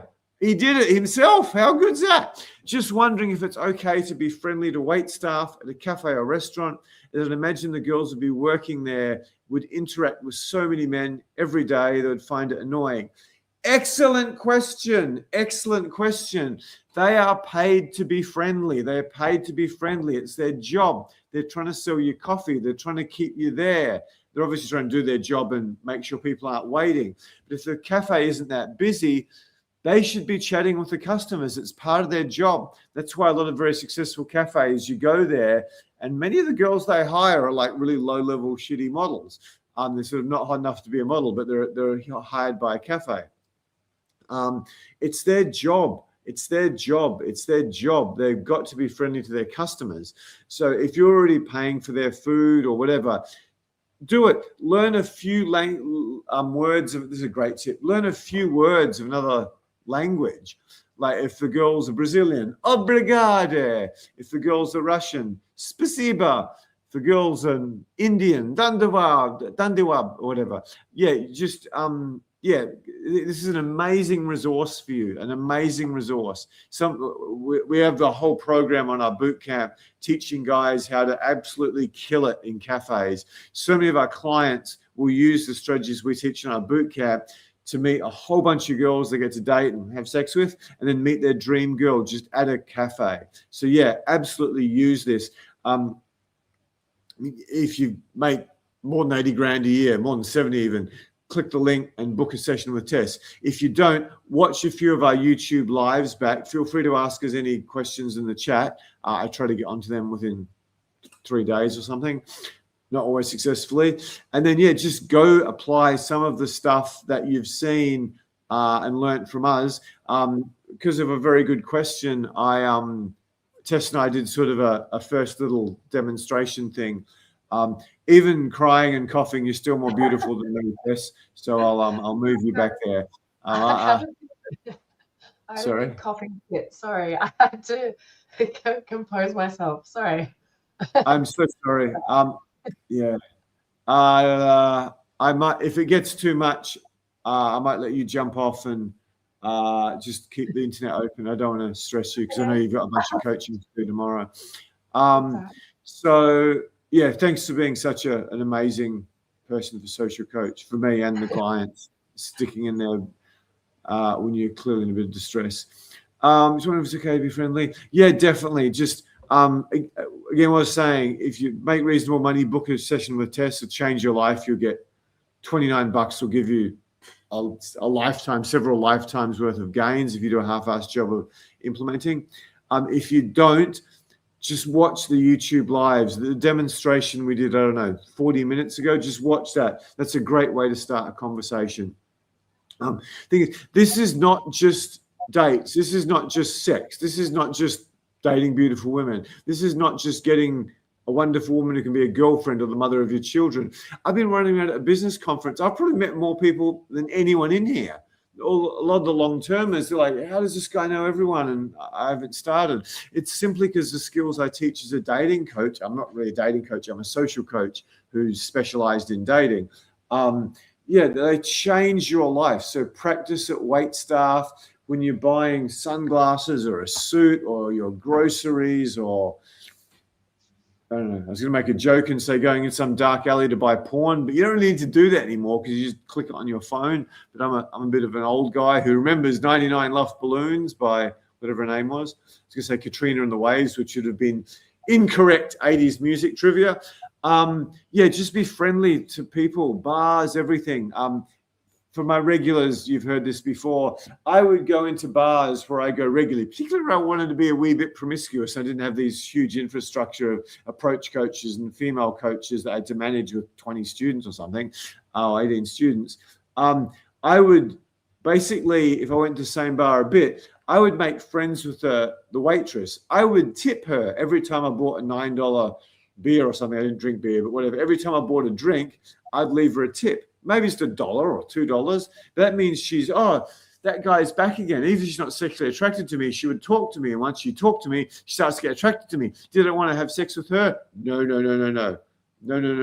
She's clickbait for all the other girls in the bar who she might be an 8.5 working behind a bar, but to the woman's mind, which Tess disagreed with me on, an 8.5 behind the bar is more attractive to the 9.5 or the 9.75, who's a punter, because she's higher status in that environment. So I got to tip and flirt and be friendly with some 8.5 barmaids and give me $2 or something. And because of that, I got to sleep. I got to have sex with way hotter girls, models in some cases. And I use them as clickbait and social proof to do that. So yeah, go to cafes, chat to people, make friends with the staff, make friends with the big biceps, the Italian guy with the big biceps and the greasy hair who makes you coffee in the morning, does a great job. Just be friendly, be friendly. And who's my favorite reference to being friendly? 2 people. It should be a YouTube short when I get back together. How to Win Friends and Influence People by Dale Carnegie. If you haven't read that book, read it tomorrow. Read it tomorrow. Book a date with Tess first, and then read that book. It'll be your first piece of homework. Who's the greatest winner of friends the world has ever seen? It's some Labrador golden retriever walking around at like an Aussie or a Phoenix summer barbecue, wagging its tail, going, oh, there's 30 people in my backyard. I'm in heaven. I'm in heaven. I'm in heaven. You want to be that guy. You want to be that dog. That's the way you go through life. Some of you go, I'm going to be low energy and serious and intense. When you've got a lot of skill, yeah, I do the low energy, serious and intense thing pretty bloody savagely. But I didn't do that when I was a beginner. I was the dog with the tail wagging, going, more people to meet, guys, girls, ugly girls, old girls, anything, other dogs, just get started talking. So you do that at the cafe. And the second one is the energy you need when you do the Labrador with his waggy tail is you want to be Steve Irwin, mate. You want to be so excited because you just saw a Tyrannosaurus Rex around Ayers Rock and you're more excited than you've ever been in your whole life. So yeah, channel Ayers Rock, Dale Carnegie, and a tail wagging dog in a cafe. And you programmers, you just might need to go a little bit out of your personality, maybe do some push-ups or some jiu-jitsu or some surfing before you go, and you can really make a huge difference in your life, because we're not just teaching you how to get your girlfriend or how to get a bit of sex or how to stop being lonely. We're teaching you how to transform your life, because social skills, even today, is probably the number one thing you need to improve your life. Tess, did you want to touch on any of that? Yeah, no, I agree with what you're saying, James. Absolutely. Great place to practice skills. I think the one thing about, practicing on people who are working is that, it is their job to be friendly. So you, how do you discern whether you're special or they're just doing their job, right? And several people have said that to me. Like, I think I have a connection with the girl behind the bar. I think I have a connection with the woman who serves me, whatever. I think a good solution to that is probably just asking, hey, you're really friendly, you're so open, it's been great getting to know you. Are you like this with everyone? Trying to see if you are special or not, because falling in love with the friendly wait staff who's just doing her job is not really going to serve you if you can't discern whether that is a real attraction there or not. I might just add to what Tess has said. What I'd recommend before you do that step is like, so what's your favorite thing to do when you're not serving great coffee at Gertrude and Alice Bondi Beach? I might have used that before. And yeah, so start by going out from chit chat and actually try to discover her as a person. I mean, I could give you more stories, but the one I remember because I've told it at seminars is, so Deborah, what's your favorite thing to do when you're not selling sunglasses at Sunglasses Hut, Maya, Sydney City? I don't know if I said Sydney City, but I literally said that long, verbose, stupid phrase and sort of made a bit of a joke about it. So I'm going, well, what? Okay, that's what I said. So, Deborah, what's your favorite thing to do when you're not selling sunglasses at Sunglass Hut? I may have said Ray-Ban sunglasses. So what I'm saying is, you're beautiful. I'd like to stick one part of my anatomy into some part of your anatomy. What do you like to do when you're not working so that I could maybe have sex with you one day? That's exactly what I'm saying. I want to have sex with you. I'm going to start by getting to know you and see how easy it will be and if we like each other. But I'm doing it by hiding it. So I call these Trojan horse dating strategies. The Greek horse that they took, I can't remember, I'm going to read the Odyssey sometime, if that's the book it's from. So yeah, just be smart. But yeah, cafes is an incredible resource for our clients. And on the boot camp, we give you a step-by-step. If you, on the boot camp, we go, so who here works, is in a situation where they can take their laptop and work remotely? If you can do that, cafes are heaven on earth for practicing and meeting someone great while you're working. I stopped going to universities to work because I wasn't getting any work done. I was getting a lot of sex with some pretty smart younger girls, but I wasn't getting any work done. I had to do the same thing with bookstores. No more working from Borders, Bondi Junction, because I end up leaving work early. Okay, next one to go. Just a bit of an update for anyone who's just joined us. I've seen at least 2 regulars come on. Tess is not in a great way. She just had a bit of a coughing fit. Also, I've moved.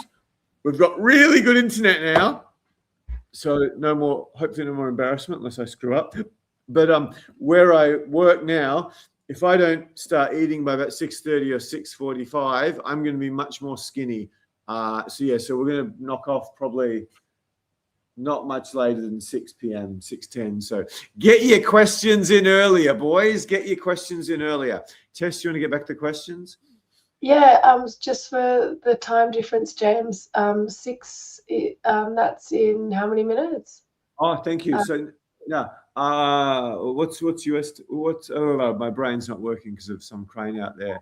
So add 3 hours, you silly duffer. So it's coming up for 8:30. So we'll really cap this at 45 minutes. So whackers with your questions. We want to do more of these. We love sort of going through some valuable content, but these are much more fun for us and arguably much more valuable for you.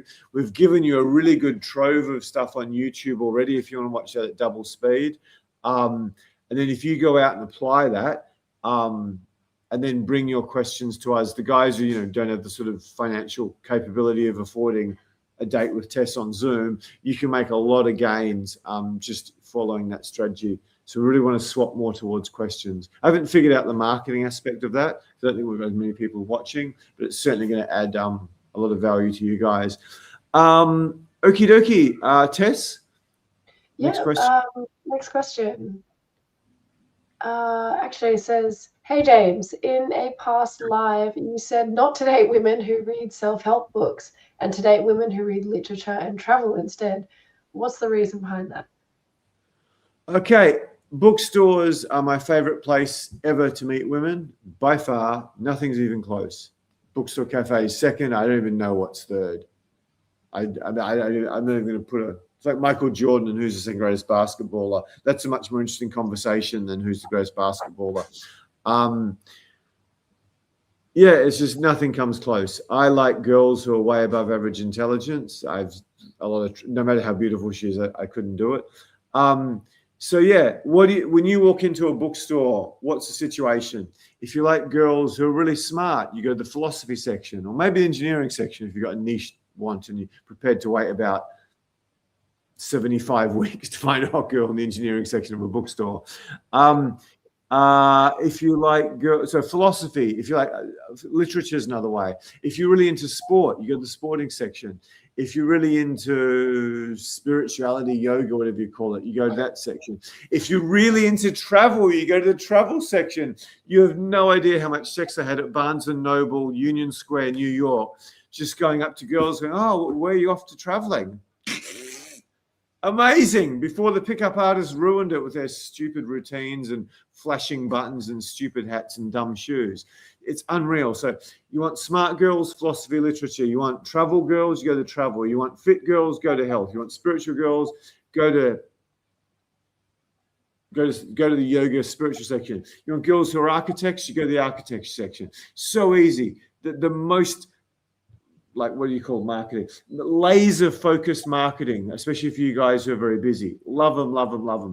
Unfortunately, in Boganland, Australia, most of the bookstores are shut. One of the reasons I'm heading north. That and Orwell's coming. What was I going to say? So, yeah. Okay, so as I said, smart girls, travel girls. Now, if you go to the self-help section, what sort of girls do you meet in the self-help section? You meet smart girls in philosophy and literature. You meet sporty girls in sport. You meet healthy girls in the health section. And in the self-help section, you meet crazy girls. Now, I've tested this many times. I haven't done the maths on whether my sample size is, but you are very highly likely to get yourself a crazy girl in the bookstore if you just pick up in the self-help section.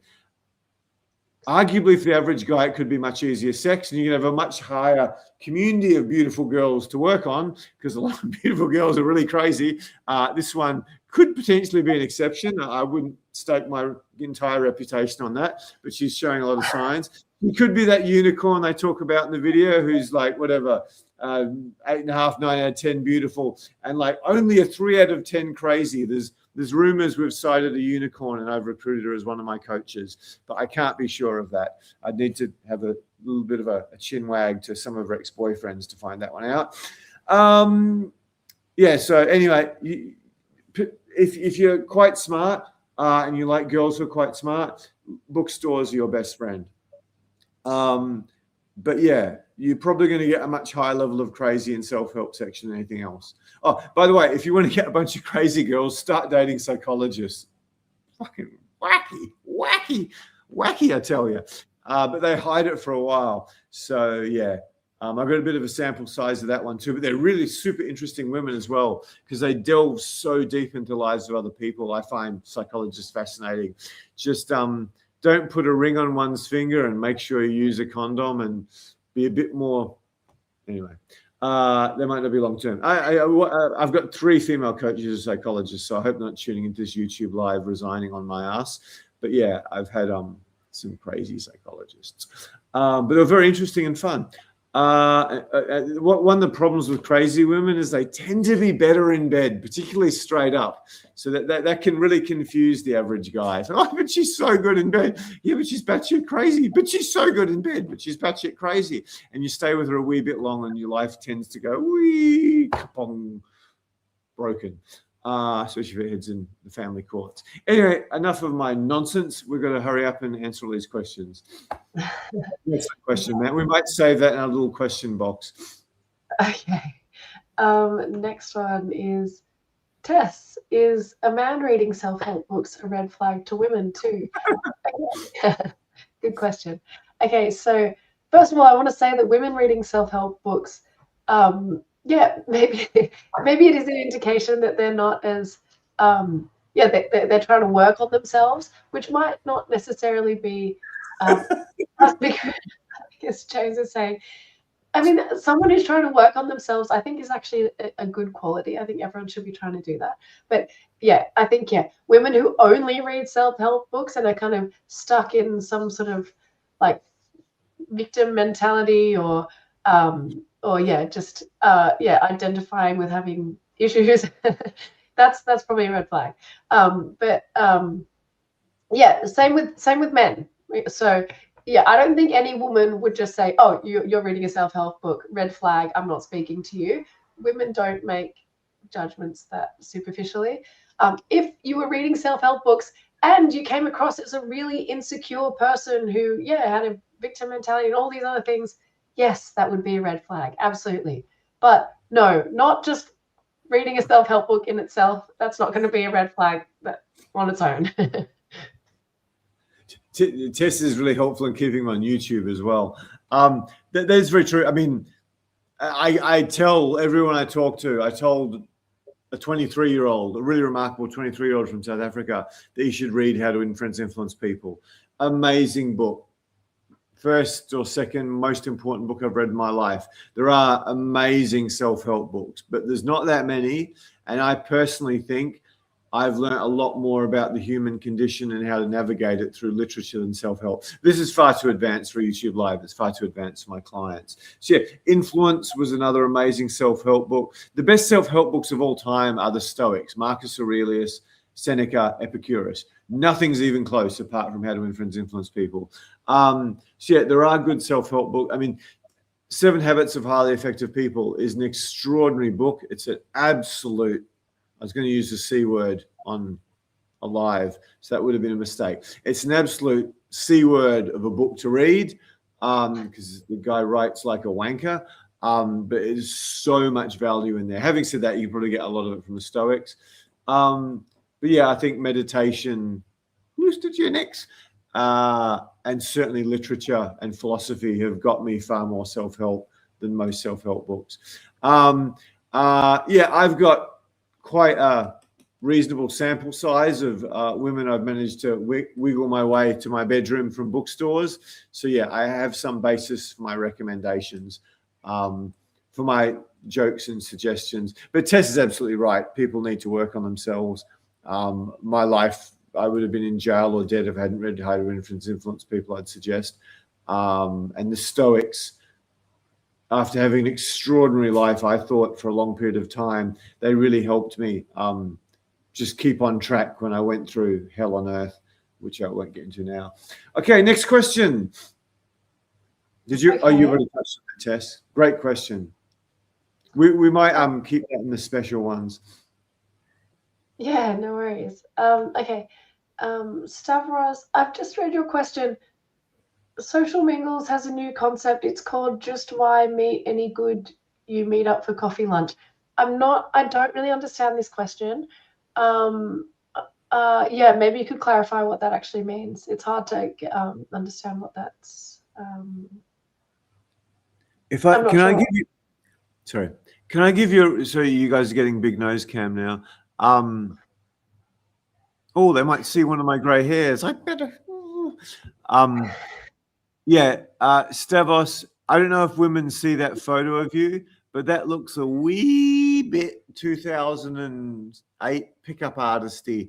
I don't know if that's your best photo. If you use that on WhatsApp, stop. If it's just for YouTube or something, it might be okay. Okay. So yeah. Give us more context. We'd love to help you. Yeah. I want to be respectful of everyone's time. Is there another question? Yes. Luke is asking, James, how best does one find the balance between work and building relationships? Mine's weighted to work with constant deadlines. Okay, step 1, watch this YouTube live again. That was one of the first questions we answered. So hopefully we did a good job of that. I'll try to give you a summary. I don't know, I'm not going to go into too much detail. You got to carve out time. You got to look in your schedule when women can be the second or third most important, or probably the first most important thing in your life. If you can give us or give if you give it 5 or 10 hours a week where you're reasonably clear-minded. I know that's hard. I used to be in finance. I've had a lot of ups and downs with my dating coach, social coach business. So you got to carve out time. You've got to look at your existing skill set. I don't know exactly what you do, but you sound like you're some sort of executive. So you're managing people, you're going to meetings, you're probably public speaking. What you'll find, and based on the stories I remember about you, is you might be like me. Like when I was 31 and essentially a virgin, I had a good chunk of the skills to be really successful with women, like 50, 60%. But I was crap at women's signals. I was crap at female psychology. I was transcendently awful at sex. I had shocking approach anxiety. So when I started to knock off a few of my problems, even just a little bit, as soon as I added my whatever executive public speaker salesman skill set to filling in my holes in dating, I got to fill in some holes, a lot of pretty girls. So yeah, you just got to find the time. You got to look at your existing skill set, and I mean, you've got to find a high yield solution. What I said earlier was, for guys who earn more than 80 grand, book a date with Tess. It's like $29. You completely change your life if you do a half-assed job of implementing. For guys who don't, for anyone who's just joined, I strongly recommend you go through these lives and you watch them. You need to watch them. Oh, shit, we're going to put them on Spotify. Who would be very happy if we put these on Spotify? Just type yes or no. Also, who would rather have these at half an hour earlier when Australia hits daylight saving? Yes or no? Just rewatch these, or most of you are smart enough to download the link because I'm too stupid to put them on Spotify, and just go through them again. Earlier on, Tess and I did a demonstration. We've done it before. I think we actually did a whole coaching session with this demonstration. For the poorer guys, or whatever, the guys who can't necessarily afford our coaching, the first session is only $29. I would watch these, and I would and I'd come to these new YouTube lives with your questions, because the amount of value we can add when we're answering your bespoke questions. I'll just try to give Luke a bit more detail. He's been there since the start, which we really appreciate. Thank you, Luke. How best does one find balance between work and building relationships? Mine's weighted for work with constant deadlines. Okay, what I'd tell you, without having met you or coached you, you've had a fair degree of success with women. I think you're like 6'3" and pretty masculine from what you've told us. What I would suggest you do is you carve some time where this is the second or third most important thing in your life. Obviously, if you're an executive, you got to be careful of that. Otherwise, you get sued or something, or fired. So you want to try to find a time which is the second or third most important thing in your life. And then from there, what I'd strongly do is recommend a holiday in Bali or Thailand, or from memory, you're a Melbourne guy. You go to Byron Bay, maybe, if time's really short, you don't have to fly too far. If you can, again, for the guys doing coaching, if you can get some Zoom coaching for your friend as well, the ideal situation is you find your dream wing, and then you both try to do, listen, dude, I've had bad relationships. I lost the girl I liked the most. I've slept with 100 girls or 200 girls, but I've never really found what I'm looking for. You're a similar boat. Your last girl took 3 million off you and carved out 5 years of your life. Let's just nail these skills. And yeah, I would do some coaching. I'd do whatever I've suggested before, where you go through these and ask us questions. Read the books I suggest. And then I would take some time. If you get a week holiday, if you can get 10 days, you can, when we take guys on residentials, or even when we take them on boot camps, the amount of gain they make, particularly if they get out of their life, they're not looking at computers so much. They're in an environment where everyone's talking to girls. Tess and I love to show off about all these old guys getting threesomes and dating models, and short guys doing the same. So much of it is the community that we give guys, where they get wings and they can work together and they build these strong friendships. So yeah, rounding out for you, 3 months, focus on this. Plan the holiday. There's a bunch of places. I gave you 3. And then to sort of double or quadruple your results, get a trained guy to take with you. The final thing I'll add to that is, don't think you're just going to have your dream girl land on your dick to begin with. You got to kiss a few frogs. For any women watching who don't want the frogs kissed, I'm sorry, it's just life. I didn't get the 6 women who defined my life and changed my life, most of whom are models. Well, there are a hell of a lot before then who weren't quite as pretty as the modelly girls. I shouldn't say it's just models. The greatest woman in my life was not a model and probably couldn't have been a model for reasons I won't go into now. So yeah, I hope that was a great answer for you, Luke. While we're touching on that, you gave me a great reason to get off internet dating, Luke.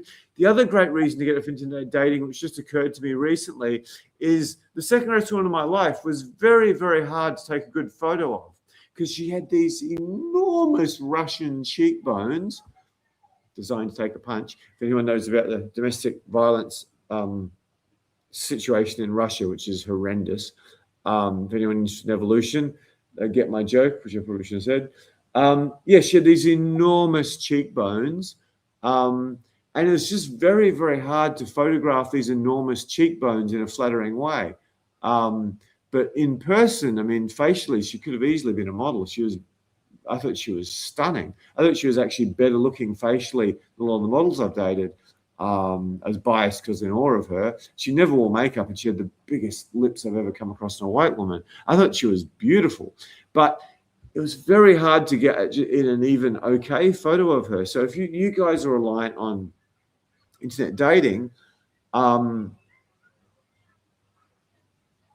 yeah, you're missing a lot of really beautiful girls who might not look that good on film, and you're potentially opening up for more toxic girls, because one of the things, having hired a whole bunch of models and tried to photograph them, is the girls who have the surgery somehow look much better to a camera than the girls who haven't.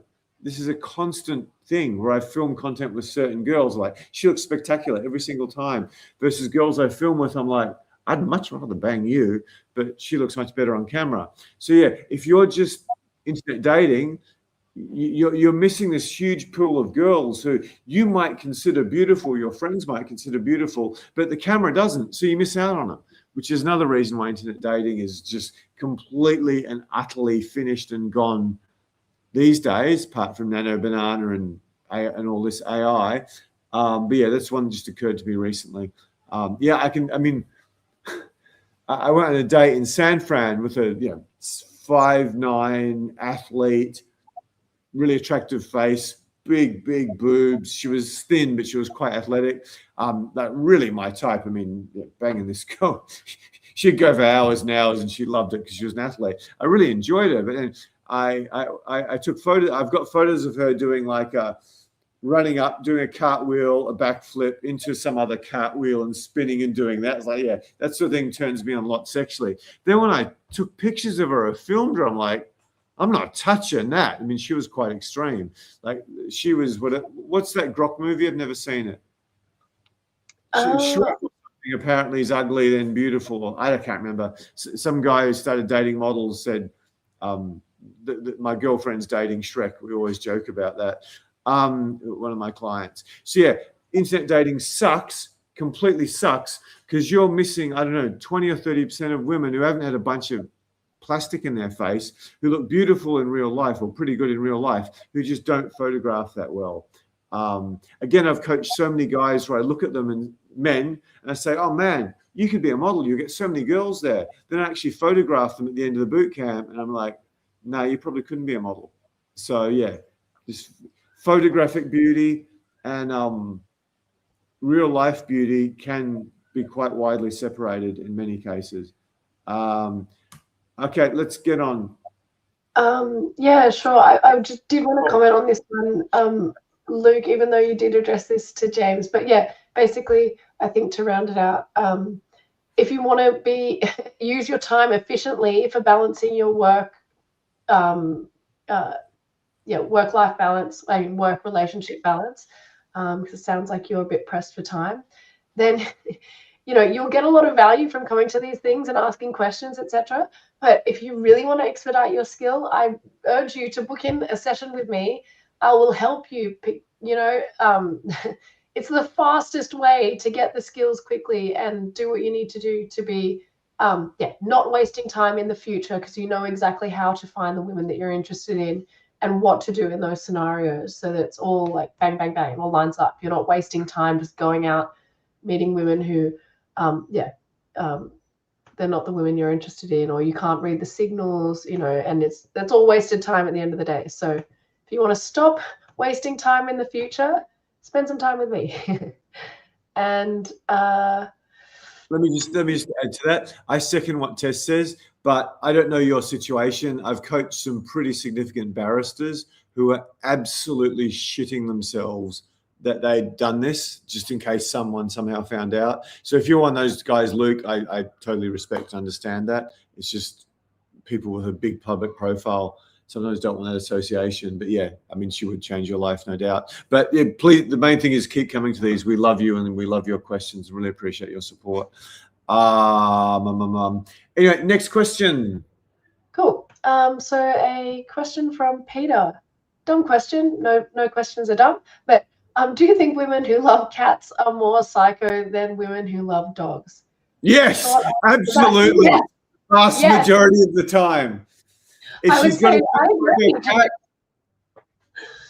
bang her at her house, don't tell her your address, and don't share any of your social media with her. That's trouble. That is almost guaranteed trouble.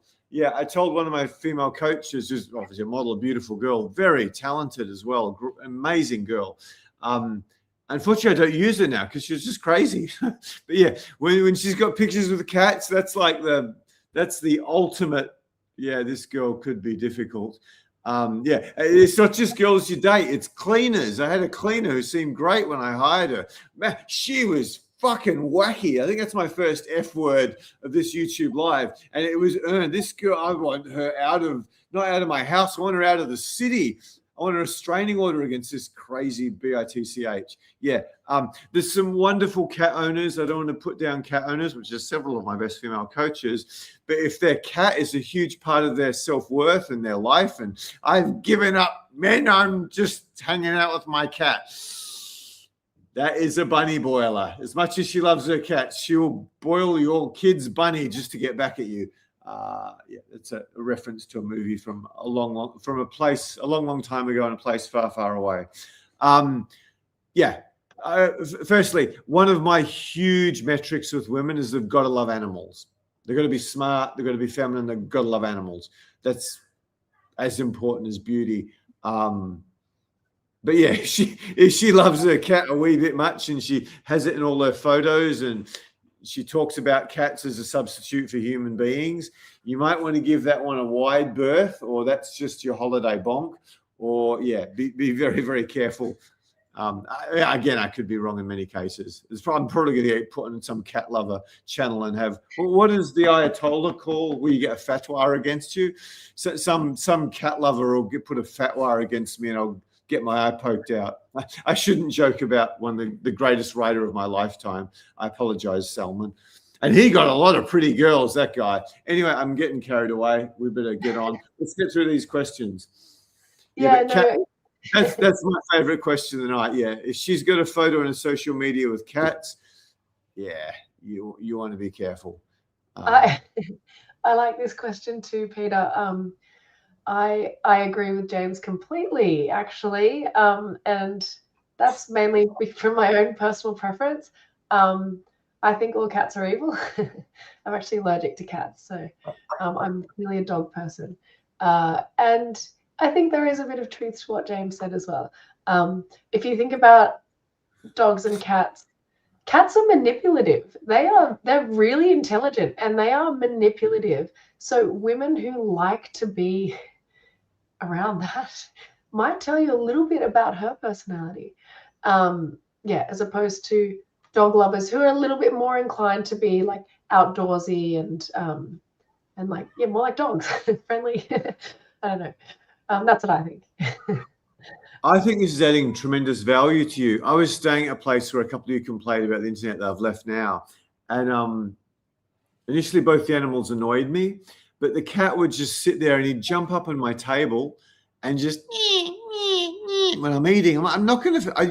I'm a sucker for feeding animals. I've literally got in trouble for feeding street dogs and saying you can't eat at this restaurant anymore if you feed the street dogs. I'm like, but he's so cute and he's hungry and he looks at me with such a pretty, a good face. So I've got in trouble for feeding animals, any animals, monkeys, cats. They tried to kick me out of the zoo once in Sri Lanka for feeding the monkeys. Yeah, I love animals, but yeah, I was sitting there, and eventually the dog stopped annoying me, and the dog became like almost a friend. I'd walk her every day, and I'd give her a bit of my protein. And then the cat was really pissed, and it wasn't pissed at the fact it wasn't getting food, whereas the dog was. It was pissed at the fact that the dog was getting all this attention, and the cat wasn't. So the cat starts using woman's tests on me. I'm not lying to you. She starts playing all these manipulative games. I'm a world-class dating coach. I know what you're doing, cat, and that shit's not working on me. I've had women with much higher IQs running games with me than your bullshit, so fuck off out my way. So yeah, cats are manipulative. Women are obsessed with manipulation. Just watch any soap opera or reality show. So women who love manipulation too much tend to love cats. All other things equal, and they're dangerous for your sanity. And the network, some of them carry diseases reputedly. That was a joke that I shouldn't have said. No, scrub the diseases thing. Yeah, yeah. If she's got cat photos in her social media, tread with caution. That's your place, not her place. That's holiday sex only. Disclaimer: I'm not sure if there are any hard studies to prove that, but yeah.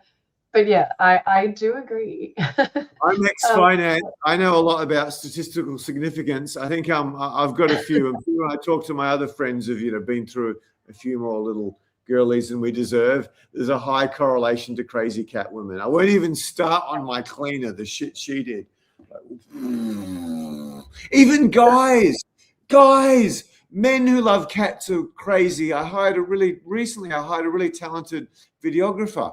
He was batshit crazy. He's nuts. He's a bit of a beta male too. Hopefully he's not watching. Is he going to watch this? I hope not. He did one project and he was quite talented, but he just made up his own thing, then had a fucking freak out and started crying. And I said, why should I pay you for something I'm never going to use again? Anyway, so you can get crazy. Okay, I'm not going to get in trouble for this comment now. You get crazy cat men too. It's not a gendered dichotomy. There may be a slight bias in gender towards the women, but you get crazy cat men as well. Anyway, let's go on to the next question. Okay. So, does anyone have any more questions about cats or women or anything that we can help you with? We've actually come to the end of the questions for tonight. If you see some dude or woman in a goat's hat, she's probably some sort of Satanist. If you see some woman with cats in every picture, she's probably one of those girls you meet in the self-help section, just quietly. So yeah, proceed with caution, no matter how beautiful she is. Okay, so you've really got me thinking: are cat women generally better in bed than non-cat women? I have to run my numbers through that and see if there's a correlation there. That could Jesus be interesting. Christ, there is. There is the best sex. The two best bonks I've ever had in the US, they were both cat women. And I lived with them far too. They both had two cats. One was a fly around the world model. One was a redhead. And I know they're crazy anyway, but she was a cat lover and a redhead. She was completely beyond the help of psychiatry, this one, but she was really good in bed. So yeah, there is in my sample size, quick, and there's a correlation between prominent cat lovers, sexual fun, and a wee bit batshit crazy. Anyway, let's get on with the guys' questions. Tess, did you want to add to my nonsense? No, I was just thinking there could be a third axis or overlay for the hot crazy matrix. Cat lovers. I wonder where they feel. Yeah. Well, Tess is a dog lover, so that's even more ammunition on the side that this fine young lady could be a unicorn. I don't have first-hand information apart from being a sort of a co-worker, employer, whatever you're going to call me. But yeah, she's definitely a potential unicorn. If anyone hasn't seen that video, you should. He deserves a Nobel Prize. The Hot Crazy Matrix. Once we're finished, you can Google that. He deserves some traffic. Okay, anything else, or am I going to get to eat early? And no, we haven't had any more questions come through in the last few minutes. So, guys, we're about to sign off. It's your last chance. Ask a question. We're here to help you. I want to eat. I want to eat. I want to eat. We didn't lose anyone with my cat rant, so that was interesting. Yeah, I'm not as funny as Doug Stanhope or Bill Hicks, but I appreciate the support, fellas. Okay, let's do our usual sign off. Tess, you? Yeah, thanks so much for your engagement, guys. Again, if you want to book in with me for some one-on-one training, I can identify your problems specific to you and give you a plan straight away so you can implement some things that are going to help you straight off the bat. I've got some availability in the next couple of days, and the link is pinned in the chat. If you can't find any availability that suits you, please email info@socialcoach.com and we'll be happy to help you. And thank you for being here for tonight. We've had some great questions, some fun ones.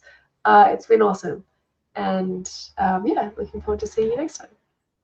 And plus some cat and bookstore rants about a woman's mental sanity.